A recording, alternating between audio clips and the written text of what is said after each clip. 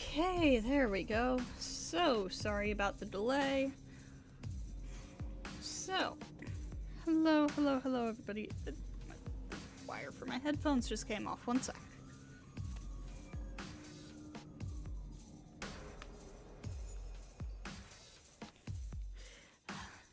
Anyways, hello everybody. So we are back with more Fate Stay Night Unlimited Blade Works tonight. This week, we got a pretty chill day. So, I guess let's just get into it.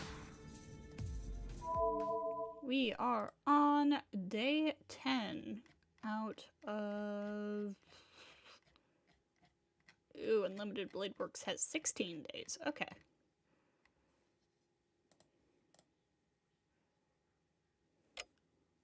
I slowly open my eyes. The night that felt like it'd last forever has ended. I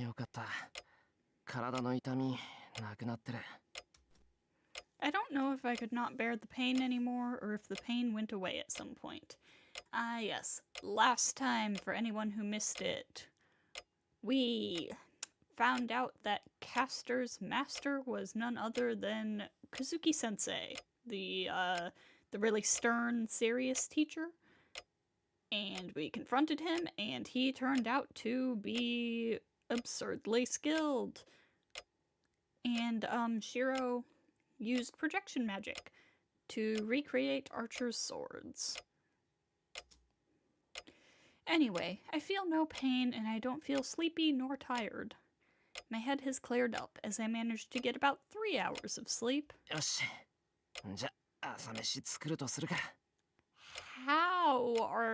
do you have this much energy after only 3 hours of sleep? God, I wish I was you. I get up from the sweaty futon.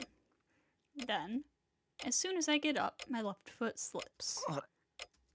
I touch my left foot, thinking it's strange. There's nothing wrong with it. There's no pain nor blood, and I don't feel like I'm touching my leg. That's not good.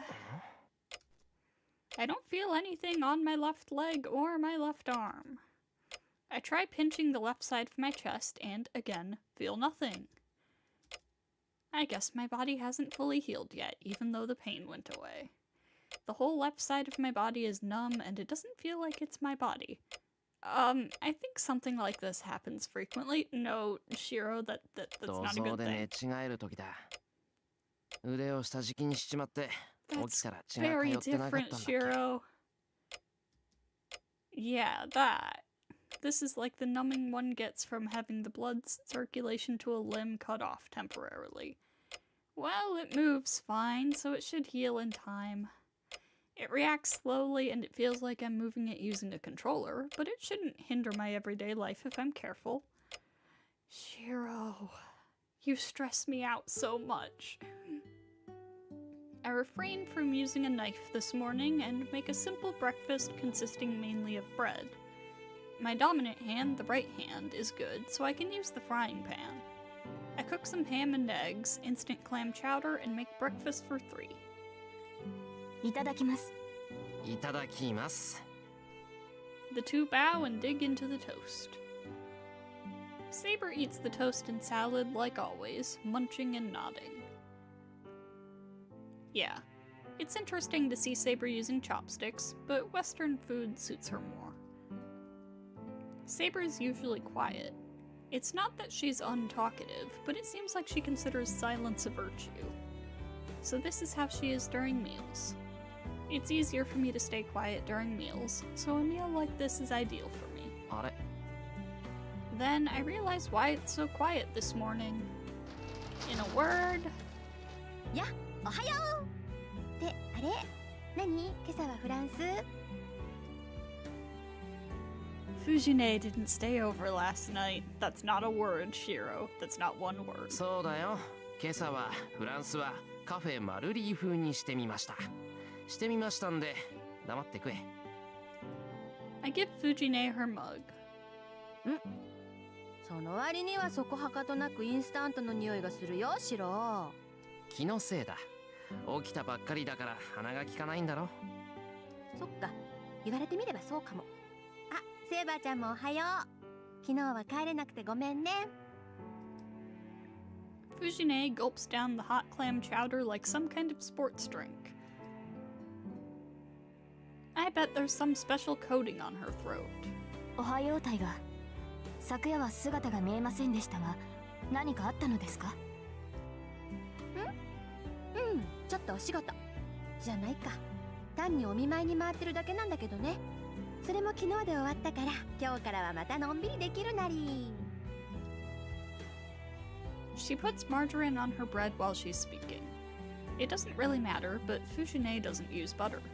I can ask her why, but I don't want to since I'm sure I'll get a stupid response.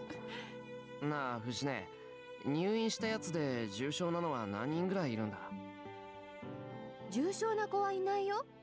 今は病院で様子を見てるだけで、週が明ければみんな元気に登校できるって。だから大丈夫よシロー。今回の事故は気にしないで気楽に行っていいんだから。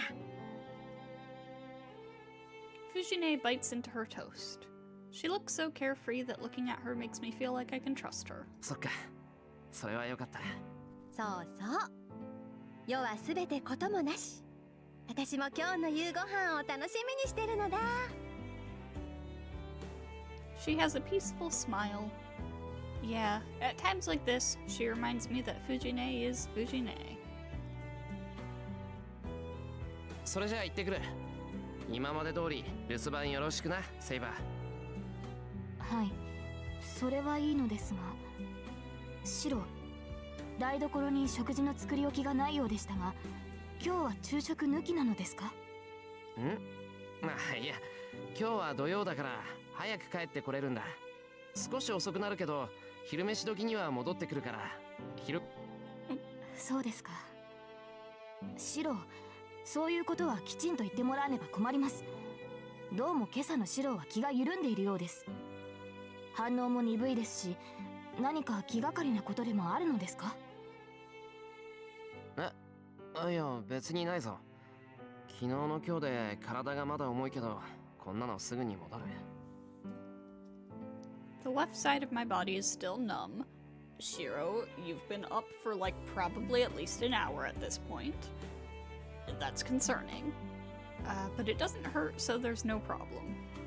I can't tell Saber about such a thing and worry her. まあ確かに悪かった。食事はセイバーの唯一の趣味だもんな。謝罪の意味も込めて昼飯は午前にするから、それで帳消しにしてくれ。I wave goodbye and go to the door. 何か今の言いようは納得いきません。私はただ食事を抜いては有事の際に力が出せないと。いいからいいから。それじゃあ留守番よろしくな、セイバー。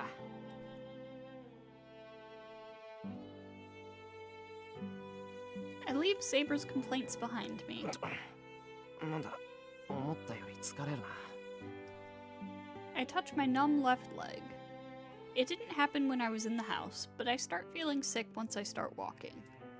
Even though it doesn't affect my movements, it's a big mental burden to walk with a numb body. いや、これぐらい我慢しないと。この程度、二人に比べたらどうってことないんだから。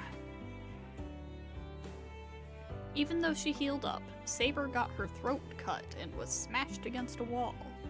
Tosaka took that hammer-like blow to her chest. It should be nothing for me, as I didn't actually take a hit. さて。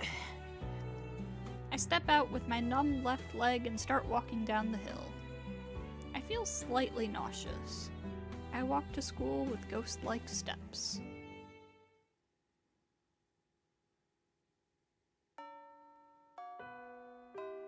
Then, school's over before I notice it. It might be because of my body, but I don't have a sense of time. I don't remember anything about the lectures, and I'm not too sure what I did either. まずいかな、やっぱり。The left side of my body is still numb. Even though I don't feel anything, having it numb for so long gets me worried. なんか感じないくせに重くなってきた気がするし。The nausea won't go away either. And of course, Kazuki wasn't at school. 帰ろう。セイバーもお腹減らしてるだろうし。I grab my bag to go home. I think I've forgotten to do something, but I should remember once I go home and rest.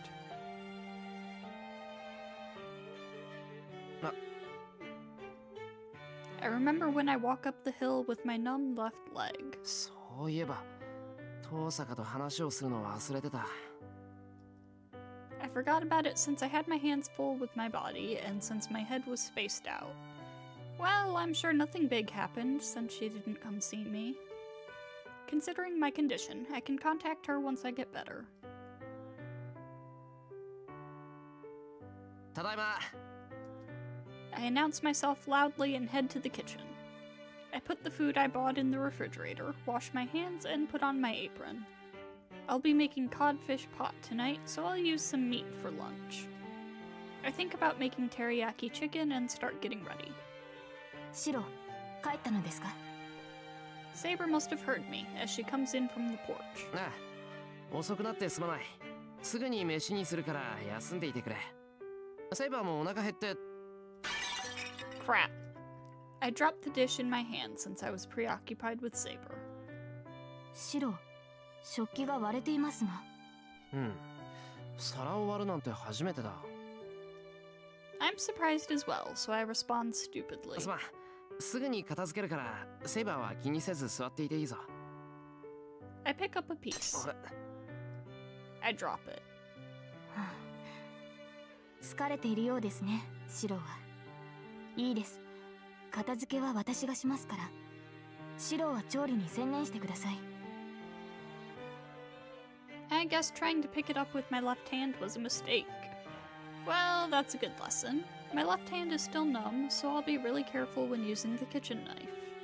シロ、無理せずとも結構ですから、単純な料理をお願いします。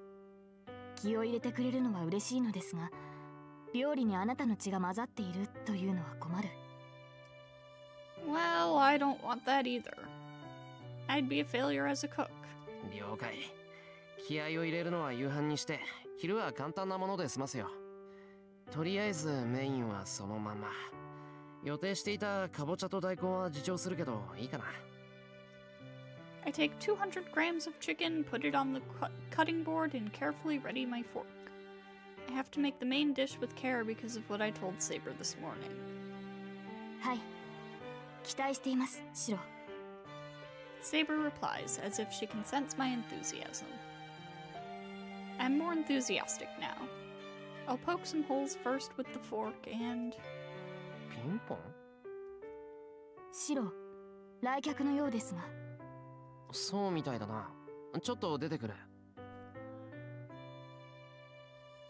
はい、今出ます。I jog to the door. It's rare for someone to come visit at this time. Fujine doesn't ring the bell, and she has a spare key. I don't have many guests, and since there aren't that many houses around, I don't have many neighbors. 誰だろう、一体。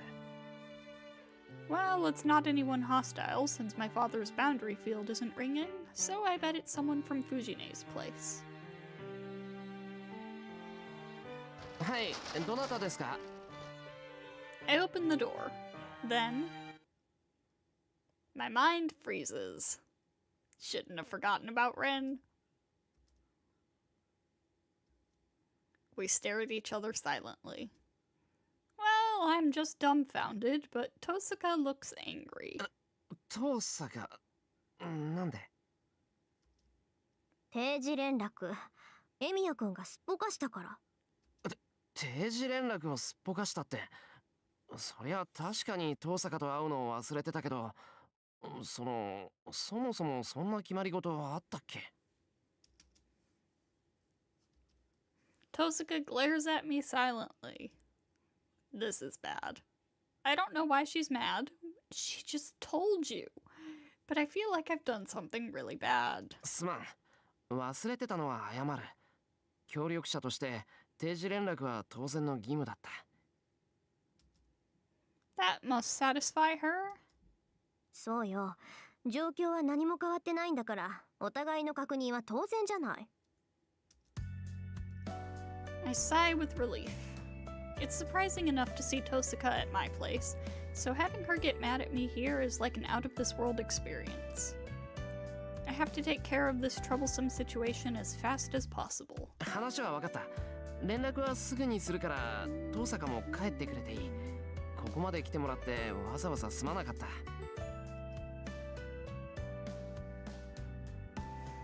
Hey, why make a face like that? 遠坂、要件は分かったから、ひとまず帰って橋の下の公園で落ち合うんじゃないのか。I get a bad feeling, so I ask timidly. That must have been the last straw.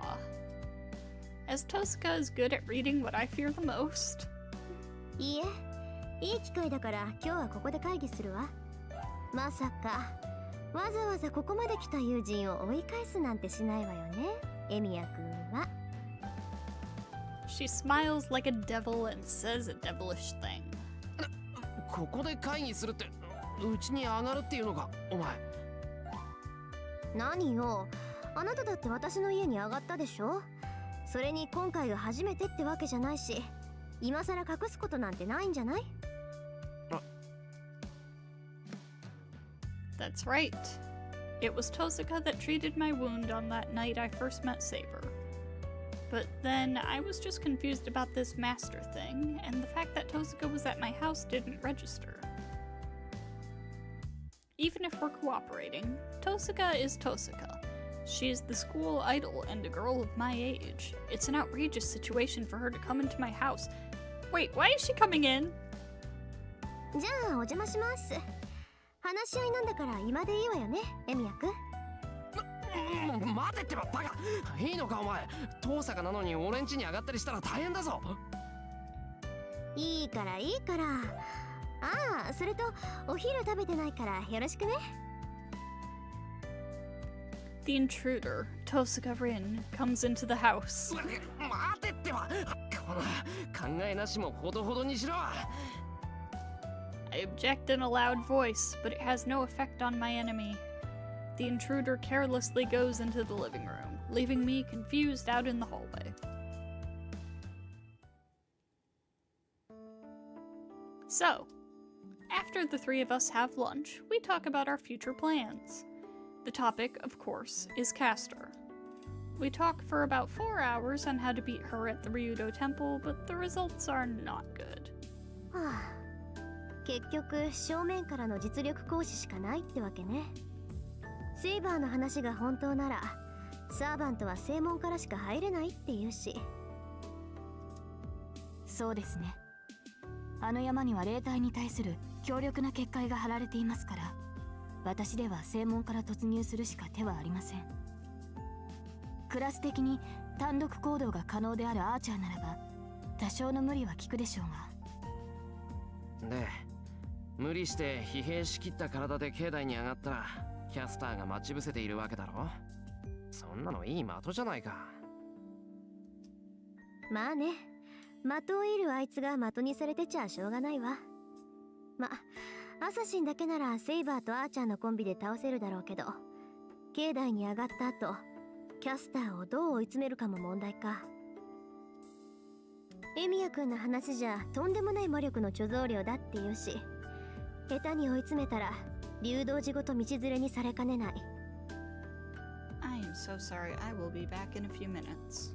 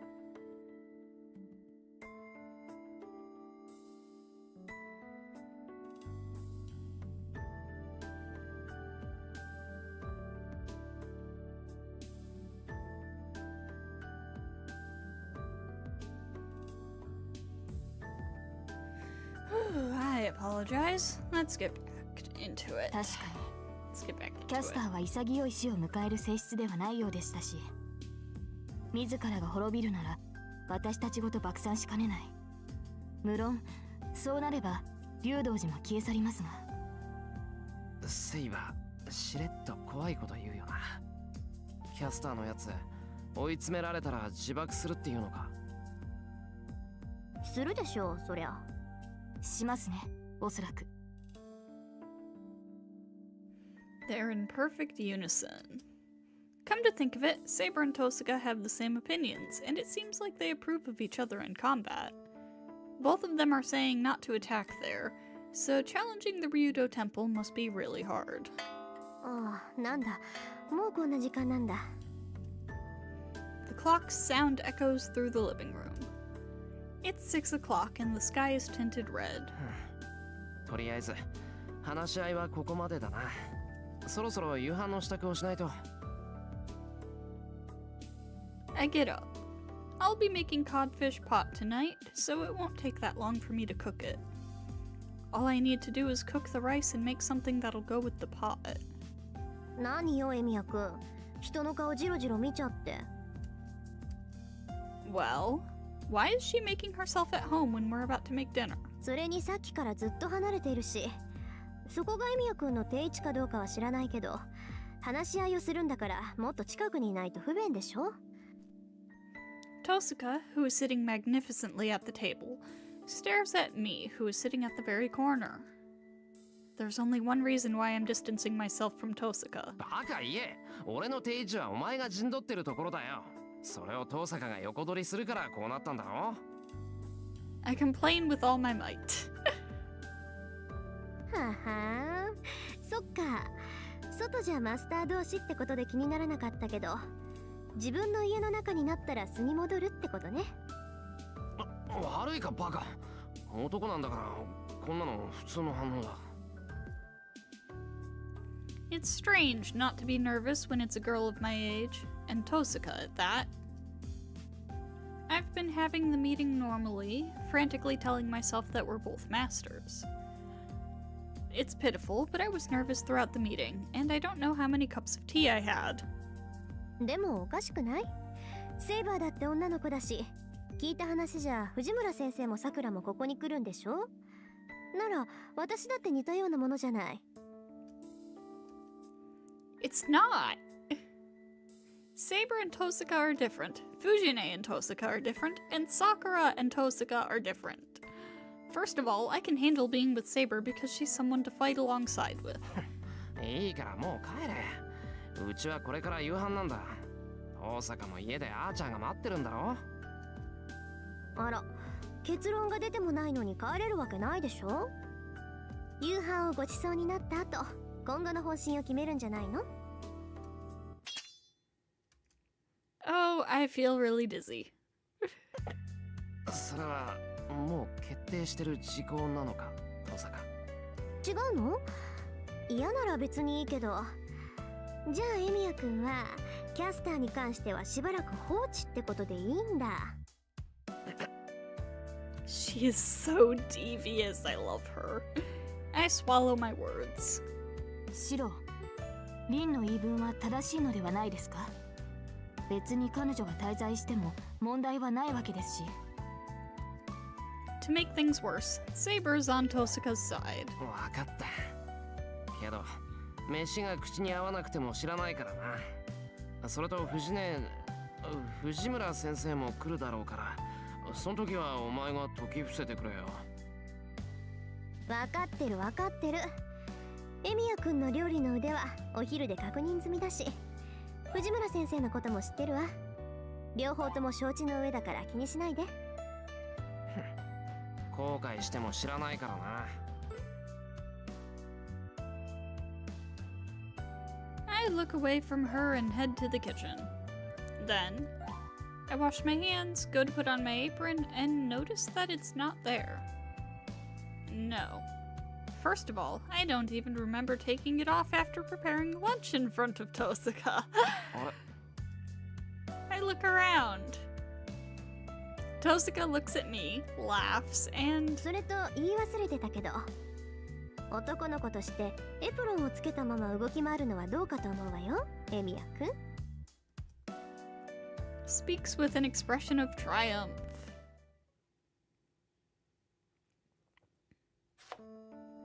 I cut the codfish. I've cut up the cabbage and the white radish is grated. よし。次は出し取った鍋に具を入れて。The pot is boiling. It's a simple dish, so the soup is like the only thing I can work on. That went well, so all that's left is to prepare the plates. ただいまー。寒い寒い。雪降ってきたよ。There's commotion as Fujine comes home. おかえり。雪降ってきたんだ、外。うん、小ぶりだけど結構積もりそうよ。はっ、今夜は鍋物だ。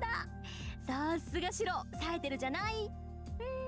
気分もいいし、お酒とか飲んじゃおっかな。Fujine goes into the living room, saying scary things. お邪魔しています、藤村先生。あ、遠坂さんだ。どうしたの？シロんちで会うなんて珍しいね。Fujine naturally accepts Tosuka's greeting. She hums, goes past the living room, and comes into the kitchen. へえ、いいタラじゃない。雪見のタラは極上だって言うし、ますますお酒が似合いそう。Fujine opens the refrigerator. Then, after taking out a snack and eating it, then it なんで registers. 遠坂さんがシロんとこにいるのか。ちょっと遠坂さん、お邪魔してますじゃないでしょ。こんな時間に何やってるのあなた。After swallowing her snack, Fujine marches into the living room. 何って、エミヤくんの家で夕飯をご馳走されているのですが、そういう藤村先生こそチャイムも押さずに上がり込んでくるなんて非常識ではないんですか？ The Tosuka army calmly counterattacks Fujine. うわ、私はこの家の監督役なんです。シロ、エミヤくんのお父さんから任されているんですから、ここでは家族も同然なの。そうなんですか。じゃあ改めて挨拶をしますね。お邪魔しています、藤村先生。今日は一日ここで過ごしていました。夕食、シロ Whoops. じゃなくて、エミヤくん、これはどういうことですか？遠坂さんと勉強会を開くなんていつの間にそんなことになってたのよ。先生、呼びにくいのでしたら無理をなさらずに。別に先生はエミヤくんをどう呼ぼうと私には関係ありませんから。呼び捨てにしようがちゃんをつけようが、個人のプライバシーは尊重しますし。遠坂さん、もしかしてさくらちゃんから聞いてる？そう、残念ですが麻藤さんが何を話していたのかも個人のプライバシーですから、その質問には答えられませんけど、先生の想像通りだといいですね。 Fujine falters in front of Tosuka's smile. I understand how Fujine feels. You feel pressured and cornered when she makes that smile. 勝負あったな。ありゃ放っておいても大丈夫だ。Actually, it wasn't even a match to begin with. It's only a matter of time before Tosuka talks Fujine down. I'll let Tosuka take care of it, and I'll go cook dinner. The snow stops before the pot is empty. It only snowed for about 2 hours, so I bet there's only a bit of snow out there. シロ、食器流しに集めといてよ。サンキュー。んじゃ、さっさと済ませるか。I get up and head to the kitchen. 洗い物？なら私がやろっか。ご馳走されっぱなしじゃバランスが取れないし。Tosuka gets up as Fujine sits down. The proposal is delightful, but I can't let a guest do the dishes. No, Shiro, let her do えい it. 貸しにしとく。食っったばかりなんだからおとなしくしてろよ。ところで藤姉は後で風呂を沸かすこと。はいはーい、分かってまーす。 Fujine is obedient, maybe because she's full now. It'd be easy for me if she were always like this, but that'd be kind of boring as well.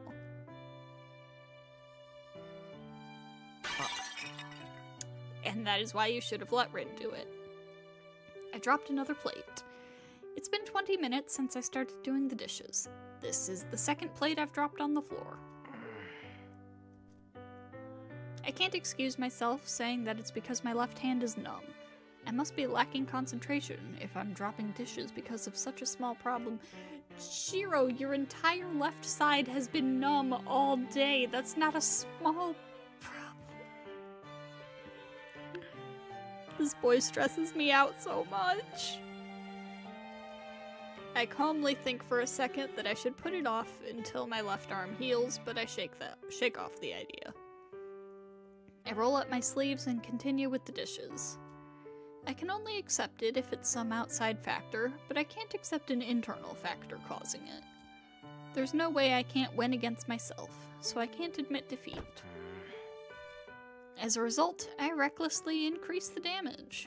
This is the third plate I've dropped. I put a towel below me after I dropped the first one, so it fortunately did not break. So it shouldn't be a problem, but... it's really awkward having Tosuka's eyes on me every time I drop a plate. 藤村先生、エミヤ君っていつもああなんですか? I can hear Tosuka in the living room. バカ言わないで。シロはお皿を割ったことなんて今まで一度もなかったんだから。きっと遠坂さんを意識して緊張してるのよ。もちろん外敵として。Fujine adds. Tosuka ignores her and stares at me. This is hard.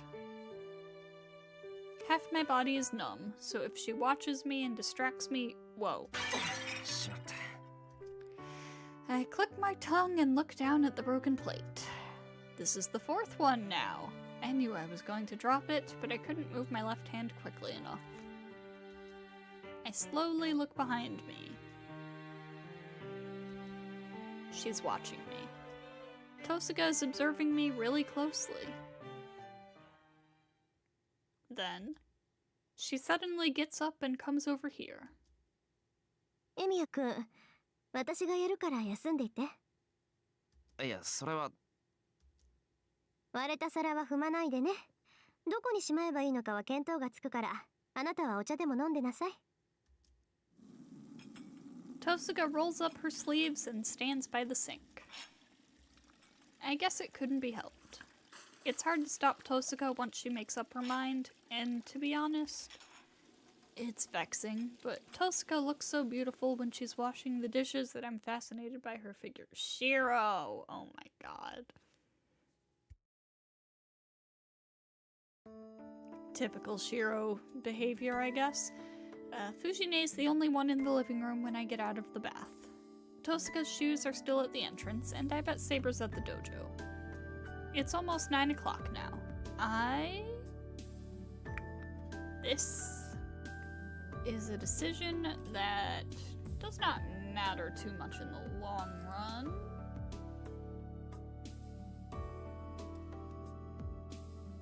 However, it does not appear that there is anybody watching who can make the decision for me. Therefore, I am going to make it myself. We're going to talk to Rin. I have to talk to Tosuka. The problem is Tosuka. It's getting late, so I have to get her to go home. 藤ね、遠坂知らないか? 遠坂さんなら庭に出て行ったみたいよ。そういえば、庭の端っこに何かあるんですかって聞いてきたけど。庭の端っこ? Does she mean the shed? But why would she have any business there? Why indeed, Shiro? The winter air cools down my warm body. I can't see the stars because of the clouds, and there is snow all over the grass. この寒い中、外で何やってんだ、遠坂は。I go through the yard. shivering. I consider buying a coat while I make my way over to the shed. エミヤくん。エミヤくんじゃない。こんなところで何やってんだよ、父さか。もう時間も時間だし、のんびりしてる暇はないんじゃないのか？ああ、そうね。確かに寒いわよね、ここ。She's suspicious. She acts so suspiciously that I'm starting to get curious. 父さか。土蔵の扉開いてるな。私じゃないわよ。初めから開いてたんだから、それ。おかしいな。外から鍵かけてたはずなんだけど。それこそ冤罪よ。そもそもそのオンボロ、内側にしか鍵ないじゃない。うん、そうそう。土蔵はいつも開けっぱなしで、中からじゃないと鍵はかけられない。で、なんでそんなことを知ってるんだ、父さか。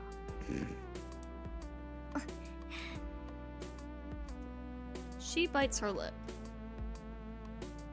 I'm beginning to understand that Tosaka is really weak against surprise attacks coming from unexpected places. まあいいけどな。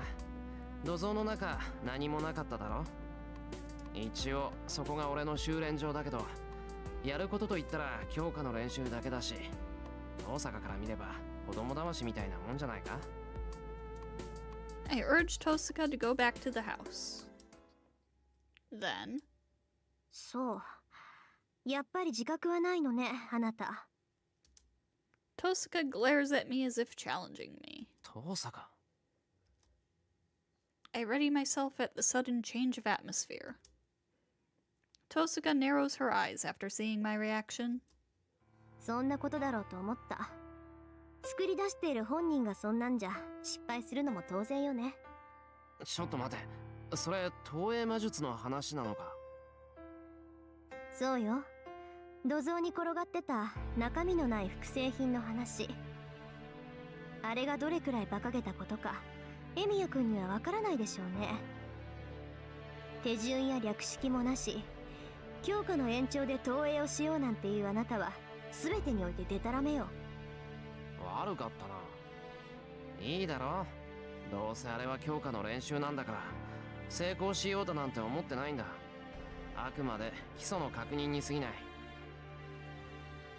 それがデタラメだって言ってるの。基礎の確認で投影をするですって。いい？私以外の魔術師にそんなこと言ってみなさい。あなた、ガラス蓋付きの標本箱にピンで飾られるわよ。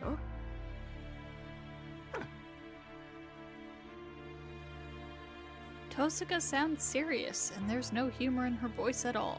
すまん、父さか。お前の言いたいことはよくわからないんだが、要するにもっと修行しろって言いたいのか？そんなの当たり前じゃない。エミヤ君には修行あるのみよ。けど、そうね。今すぐに戦力アップを図るなら、少し手順を変えてあげるだけで、あっさり使い物になるかもしれない。Where did that anger go? Tosaka starts to ponder seriously. 手順を変えるって強化のか？もう何聞いてたのよ、鈍感。強化じゃなくて投影の方に決まってるでしょ。半人前のする強化なんて当てにならないけど、投影だけは別よ。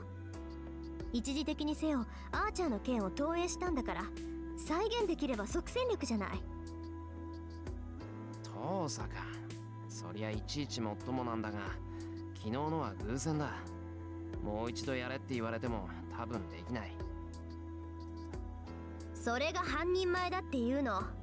できた以上は偶然だろうが必然だろうがものにしなさい。だいたいあんたのは偶然なんかじゃない。私みたいに外界に働きかける魔術師は再現できない魔術なんて山ほどある。けどあんたは材料を全部内界から出してきてるんだから、あんたが内界から出している。Isn't that natural? Magical energy is made from the magic circuit within you, so it's all coming from within you. はあ、独学でやってきたからしょうがないんだろうけど、かなり重症よね。投影はともかく他のことは一から教えてあげないとダメか。 Tosuka sighs. I know I'm an amateur, but it pisses me off if Tosuka says so. 余計なお世話だ。今まで一人でやってきたんだから、これからもなんとかなる。それより話し合いはどうするんだよ。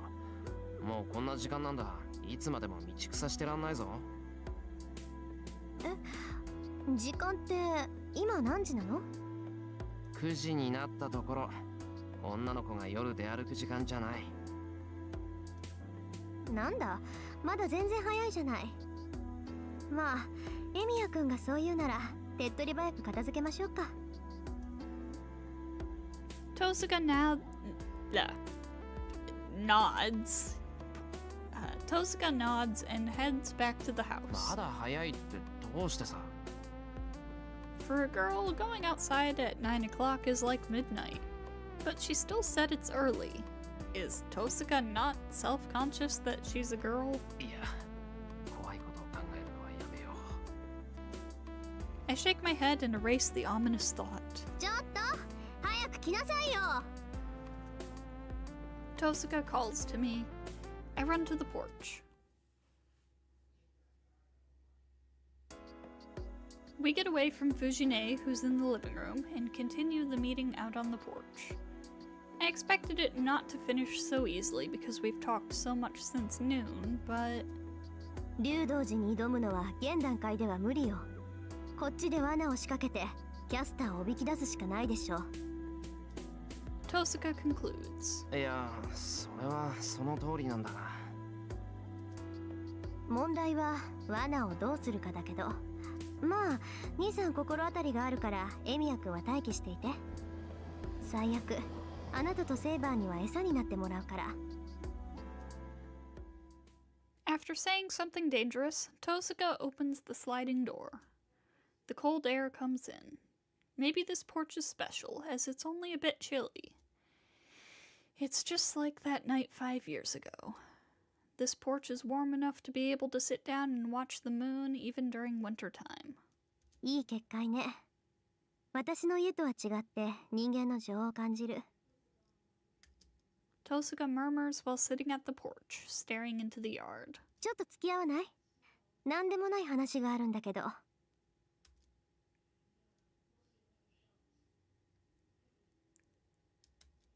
I sit next to her silently. She said she wants to talk, but she doesn't say anything. I can't do anything else, so I stare at the yard absent-mindedly. I can't see the moon. My breath is white, probably because it snowed earlier. When I look to my side, Tosuka is staring at the yard with white breath as well. I can touch her shoulder if I move a bit. I'm not disturbed by that fact. Is it because I'm getting used to it, or because of the winter night? Tosuka is so close to me, but I feel so calm. で、話ってなんだよ、トサカ。I ask her, feeling that she's waiting for that question. ちょっとね。このうちって特殊だから。そのままでいいって、半人前でいいってことかよ。そうじゃないんだけど、そうなのかもね。エミヤ切り継ぐって人がどんな魔術師だったか知らないけど、この屋敷はすごく自然なのよ。魔術師の工房のくせに開けてる。四方の門は開け放たれていて、入るのも帰るのもご自由にって感じ。きっと守るべきものがないから何者にも縛られないのよ。あなたのお父さんが魔術師じゃなくて魔術使いになれって言ったのはそういうことなんだと思う。何にもない代わりにどこへだって行けるんだから。なんだ、トサカはそうじゃないのか。ええ、私の家は違う。近所じゃ幽霊屋敷って言われてるけど、事実その通りなのよね。来るものは拒む。そのくせ入ってきたものは逃がさない。時々ね、なんか違うなって思うんだけど、これが変えられないのよ。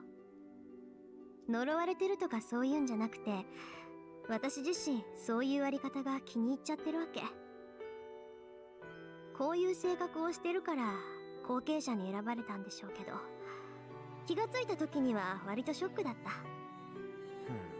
それはつまり自分がいじめっ子だと気がついた時か。思うんだけど、エミヤくんって歯に衣着せないタッチよね。そうか。遠坂を見習って回りくどく言ったつもりなんだが。まったく、そういうところが直球だって言ってるの。She sighs and hangs her head. Her sigh is white and slowly melts into the cold night. Seeing her face makes me remember.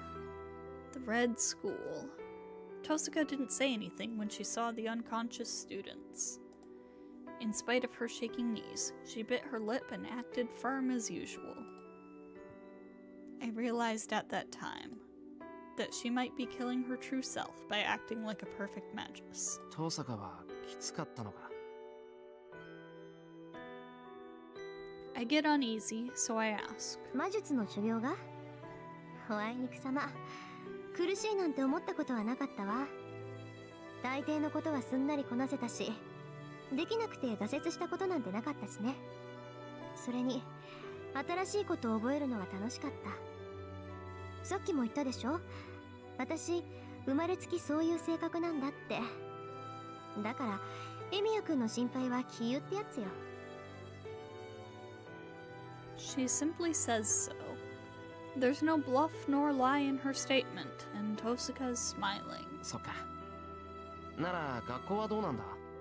魔術師としてやっていくんなら学校に行っても無意味なんじゃないか？無意味とまではいかないけど寄り道でしょうね。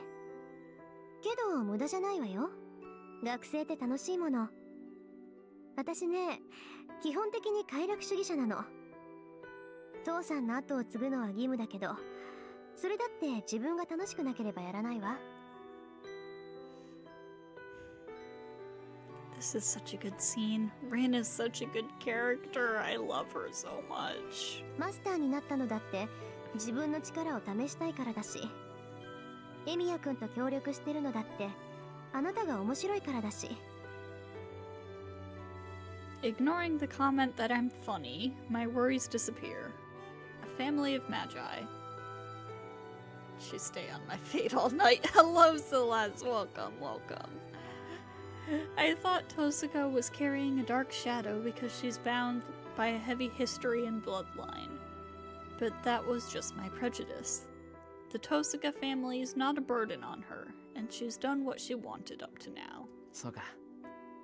遠坂が楽しそうでよかった。I love Rin so much. ありがとう。で、もちろんそういうエミヤくんも楽しかったんでしょ？そうでもなければ魔術の修行なんて続かないものね。Tosaka says so as if it's natural. But I can't nod back. ちょっと、どうして黙るのよ。エミヤくんのお父さんは強制しなかったんでしょ？それでも続けたってことは魔術が楽しかったからじゃないの？いや。I don't think I ever considered it fun. For Emiyashiro, magic has always been a life-threatening trial. I know I don't have the aptitude, but I clung onto it, wanting to be like Kiritsugu. For my first year, I trained all the time except for sleeping and eating. I honed my sensitivity, facing death every night. I just repeated it for 8 years. I didn't think it was tough, but I didn't think it was fun. 待った。ちゃんと答えて、エミヤくん。私、とんでもない勘違いをしてたかもしれないから。Tosaka glares at me seriously. Crap. I have to answer her if she makes a face like that. そうだな。魔術の修行を楽しいと思ったことがなかった。魔術の修行も魔術そのものも楽しいと思ったことはない。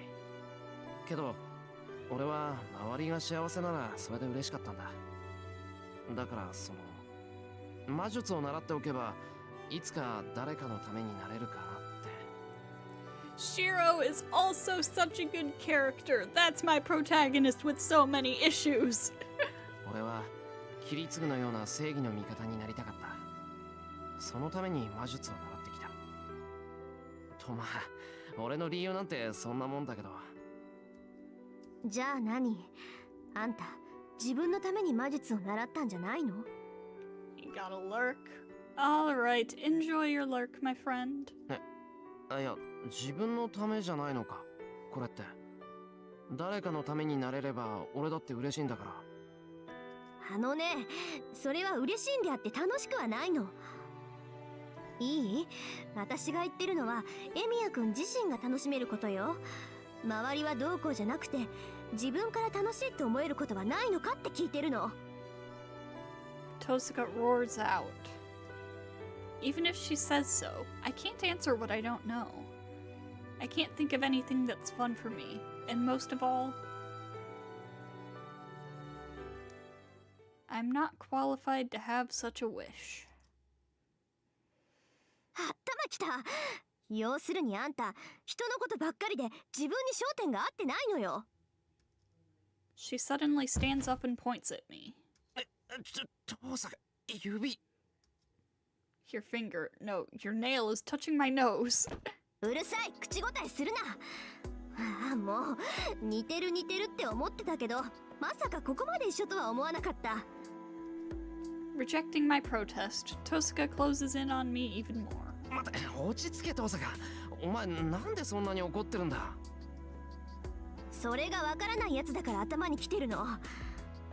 もうどうして誰も一言言ってやらないのよ。 She shakes her fist. I'll have to stay silent for now. I'll stay quiet until Tosuka's anger goes away. So, after venting for a while, いいわ、決めた。明日あんたに参ったって言わせてやるから。 she says so as if smacking me with a glove. そうだな。まさかいつかの続きをする気か。 That fight, of course, is when she chased me around the school. I was cornered and had to surrender, but the match wasn't settled because of Ryder's interruption. そうよ。いいから首を洗って待ってなさい。とっておきにスペシャルなのを味合わせてやるんだから。 Tosuka psychs herself up before walking off into the living room. I don't know what's going to happen. So, should I be ready for anything?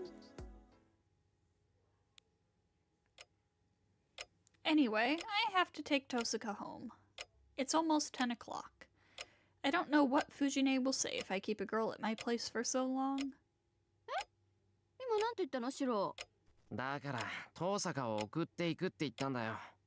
だってのにあいつどこうろちょろしてるんだ。 Fujine is watching me with blank amazement. That's weird. Fujine should approve right away, but she doesn't seem to be in a hurry. 遠坂さんなら今頃別棟じゃないかな。お客さんだし、泊まるならちゃんとした客間にしないとダメでしょ。よし、別棟か。ってふざけるな藤根。今何かおかしなこと言わなかったか。まあおかしなこと言ってるのはシロでしょ。今日はもう遅いから遠坂さんを止めるんでしょ。遠坂さん、さっきそう言いに来たけど。泊まるって遠坂が？そうよ。あ、けどおかしなことしたらダメだからね。私も和室で寝てるし、客間から悲鳴なんて上がったら一発であの世行きなんだから。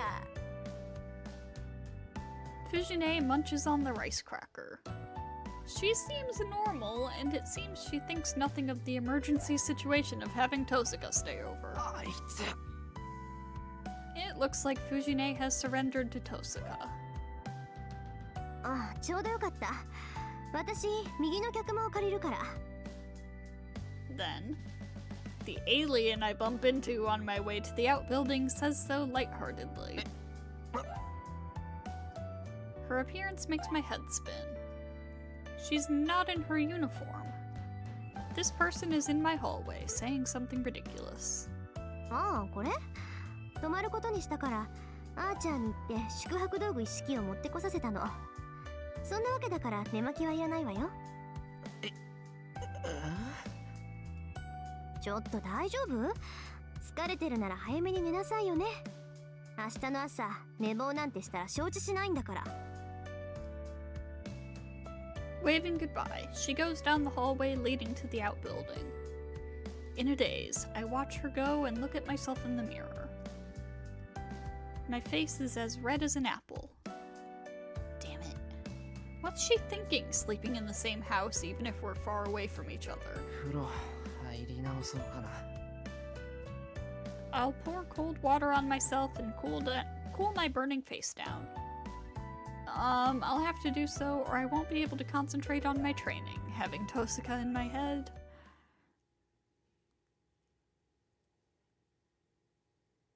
The lights go out.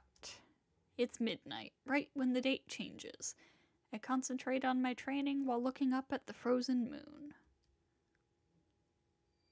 トレース。オン。 I insert a new nerve into my spine.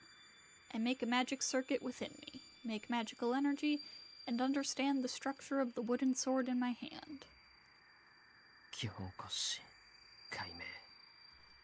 I put magical energy into it and strengthen the wooden sword. I analyze the structure, alter it, and reinforce the matter. 構成材質補強。 The usual process goes too smoothly. I don't know if it's because I became a master, but I can now easily strengthen things which used to have a success rate in the 0.01 digits, and I can make a magic circuit in a flash. No, it's not because I became a master. I'm only copying it. His swords. I'm only imitating that knight in red that I saw at the Ryudo temple. I'm imitating his twin swords, his sword technique, and now even his breathing. 偽物だ。こんなの俺のものじゃない。 I can't help but feel self-hatred. Emiyashiro's skills improve just by imitating him. I know it's not my own power, but I have to rely on it. It was because of his techniques that I was able to fight off those bone creatures at school, and it was because of his projected swords that I was able to fend off Kuzuki's attacks. Even now, I know that I can reproduce those swords if I seriously follow the manufacturing process. 強化と似て非なるもの。始まりと終わりを入れて、ちょうど8節に分ければいいんだよな。 Not trace on, sympathy start, but trace on, projection start. The words are still the same. There's no need to change the spell if it still works on me. First of all, I only know and can use one spell to change myself. I put down the strengthened wooden sword. The left side of my body is still numb. I was optimistic that it would heal if I rested today, but it wasn't that convenient. If this is the compensation for magic above my level, duplicating Archer's twin swords, I might destroy myself if I project one more time. I remove the nerve inside my spine. My body is free of the poison called the magic circuit, and tension escapes my body. Then... シロ、眠れないのですか? Saber quietly comes inside. いや、そういうわけじゃない。これは日課だから気にしないでくれ。I must be relaxed, done with my daily routine. My voice is surprisingly gentle. 今日は賑やかでしたね。そうだな。タイプは違えど、藤姉が2人いたようなもんだし。I answer her smile with a smile. Saber agrees and sits next to me. しかし、今夜も魔術の鍛錬ですか。何があろうと予定は変えないのですね、シロは。ああ、欠かさずにやれっていうのが親父の教えだったからな。けどまあ、教えてくれたのはそれだけだったけど。それだけ？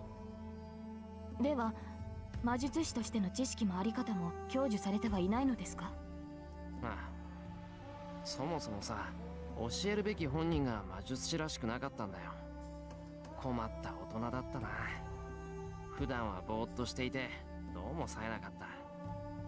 楽しむときは思いっきり楽しむんだなんて言って子供みたいにはしゃいでたし、あれで僕は魔法使いなんだなんて言われても信じられないって普通。 I can tell that I'm smiling as I tell the story about my past, the 5 years between the time of the fire and Kiritsugu's death. Come to think of it, that might have been the best time of my life. なるほど、そういう詩が好きだったのですね、シローは。遠坂に聞かれたら怒られそうだけど憧れてた。自由で全然魔術師っぽくなくても俺にとってはキリツグこそが本当の魔法使いだったんだ。まあそれにさ、自分以上に子供っぽいんでどうしても放っておけなかったってのもあるし。ええ、シローの気持ちはわかる。私にもメーガスはいたが、そいつも子供のような人物だった。Roasting Merlin when he is not here to defend himself. そいつ？珍しいな。セイバーが人をそんな風に言うなんて。いいえ、彼は例外です。あれはとんでもない老人だった。尊敬していたし、親愛も感じていましたが、同時にあらゆる厄介事のもとでした。彼のいたずら好きさえなければ、もう少しまともな時代になったでしょう。Ah, the grand good for nothing. なんかすごいな、その言い方。まるで希代の悪人みたいじゃないか。悪人でした。加えてその色ごとに弱いというか、愛の多い人物というか、結局最後にそれがあだとなって幽閉されてしまいましたが、あの老人のことです。きっと今でものんきに愛を語っているのでしょう。Is she stunned or smiling? Saber talks about her past and swallows her words a bit. And after a brief silence, シロ、あなたの半身はどうなっているのです？ she questions me with straight eyes about what I didn't want her to know. なんだ、セイバー気づいてたのか。あれだけ皿を割っていれば誰でも気がつきます。それでどうなのです？見たところ異常があるのは半身だけのようですが。いや、異常ってほどのことじゃない。ただ麻痺してるだけなんだから。I explained to her how it felt weird from this morning, how it's not affecting my movements, and how it's probably the feedback from last night's projection magic. Saber looks at me with uneasy eyes. When I try to smile back to her, telling her it's all right, 体の大部分が麻痺したままか。当然といえば当然だな。Archer here to save the day.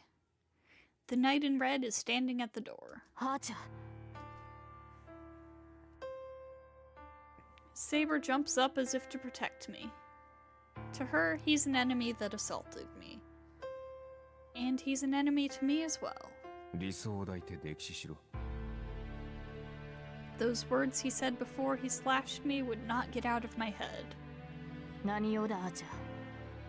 我らは互いに不可侵の協定を結んでいるはず。己が主の命を守るのなら早々に立ち去るがよい。 Archer does not answer, but takes another step. 止まるがいい。それ以上進むのならば相応の覚悟をしてもらおう。 Saber's enmity turns into an intent to kill. いや、待つんだセイバー。あいつにその気はない。それにここで戦うわけにはいかないだろう。それはそうですが、シロ。いいから。で、要件は何だよ、アーチャー。お前のことだ。挨拶しに来たわけでもないんだろう。I push Saber aside and confront Archer. I still don't like him.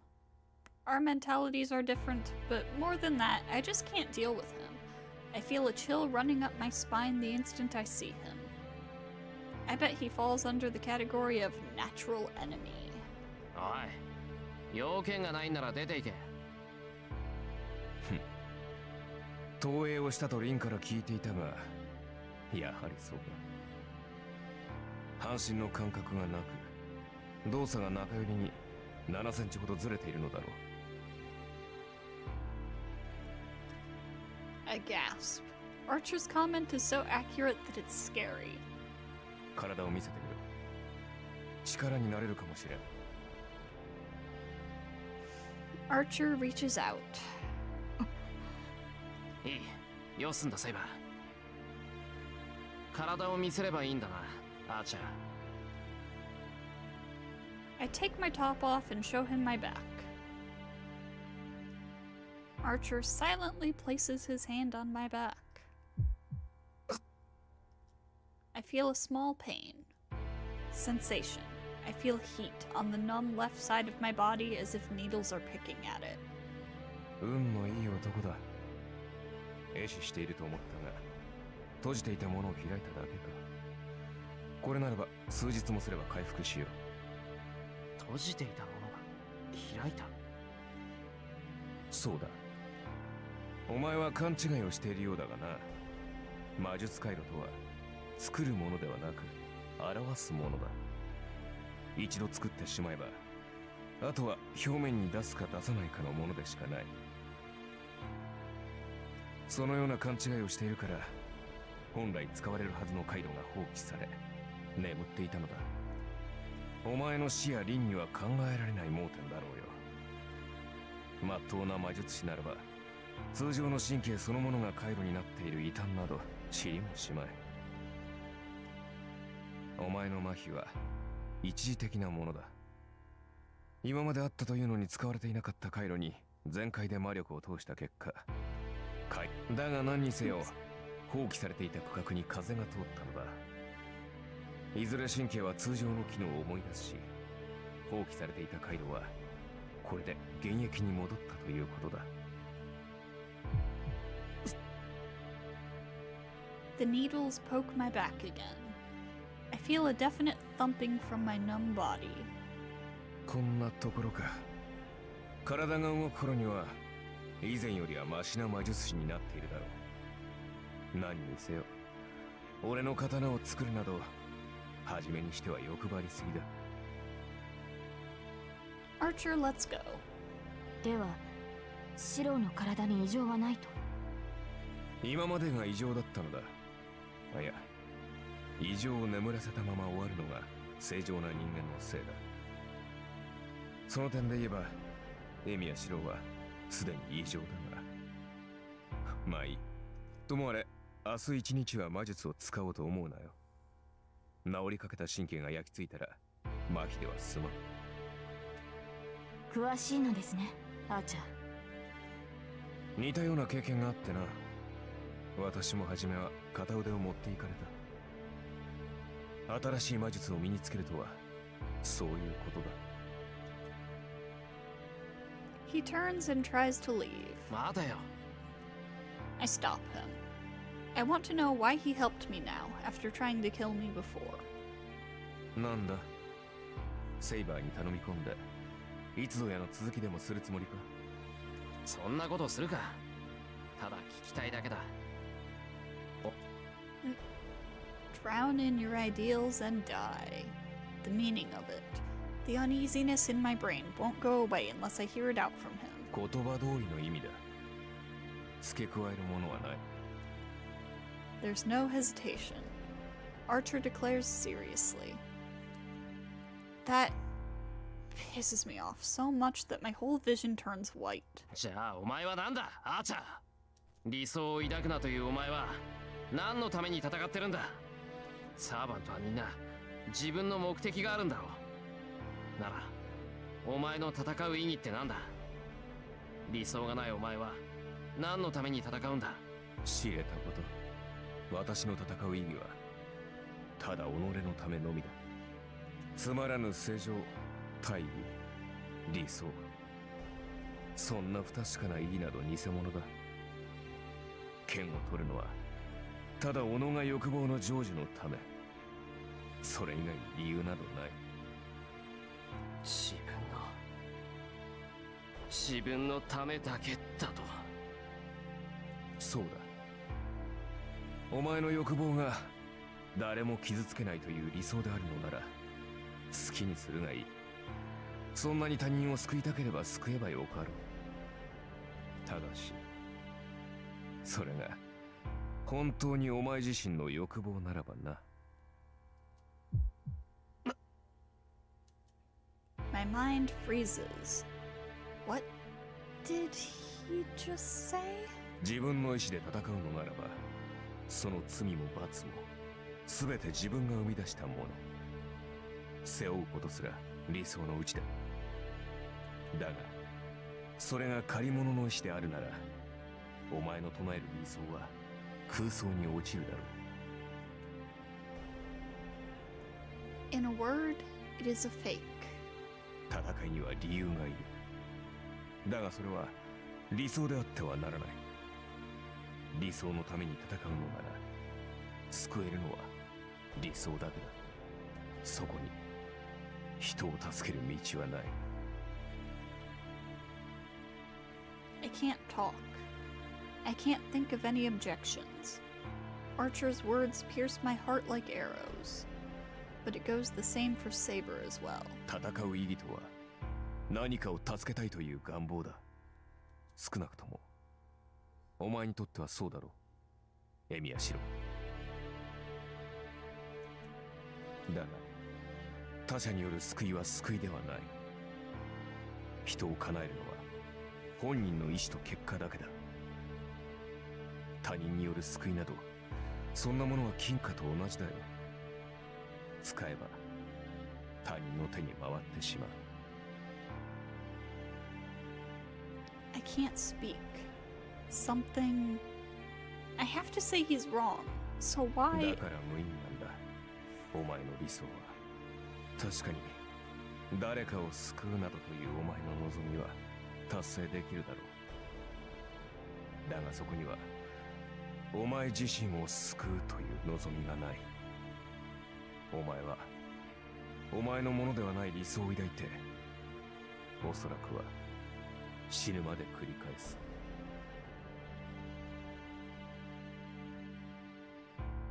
No, that's... 私が言いたかったことはそれだけだ。人助けの果てには何もない。結局他人も自分も救えない偽りのような人生だ。 He turns his red back to us and leaves. I can't think of anything to say. The darkness falls. We cannot look at one another and just stare at the back of the guy who's no longer there.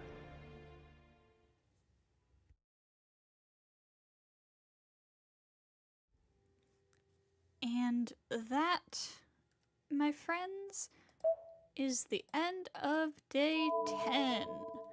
So I do believe we are going to go ahead and begin wrapping up. I know it's a bit of a shorter stream, especially accounting for the extra long starting screen and the time when I had to get up for a few minutes. But we are going to go ahead and end it here. Next week, though. Oh boy. Oh boy. Next week, Saber, Rin, and Shiro are gonna go on a date together, and then something else may or may not happen. It's going to be a very busy day.